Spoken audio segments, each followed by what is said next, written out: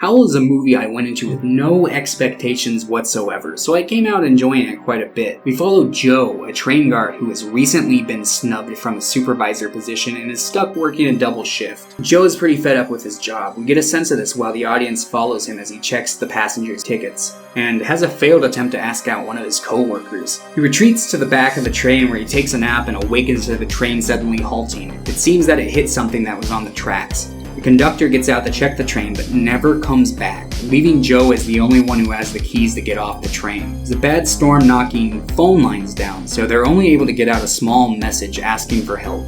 They're told it'll be quite a few hours before anyone will make it over there before losing contact entirely. The passengers are not pleased with this, however, and demand that they be let out so they can walk to the station. Joe clearly doesn't want to do this at risk of losing his job, but gets fed up and probably somewhat frightened of the mob demanding his keys, so he lets them out and tries to lead them to the station. The trip is cut short though when they hear howling in the distance and find the conductor's body, so they flee back to the train where one of the passengers is bitten on the leg as they make their way back in. From this point on, they are terrorized by a pack of werewolves, so they slowly come to this realization and try to fortify and repair the train so they can all get back home. The movie is very similar to something like Night of the Living Dead, where it's a small group of very flawed people trying to survive not only the threat that lurks outside, but each other as well. I thought the movie managed to be pretty captivating for what it was. The werewolf design in this movie may be off-putting to some. They look very human-like when compared to the usual depiction of a werewolf, but I thought it was a pretty neat design. I don't really have any major complaints with this one.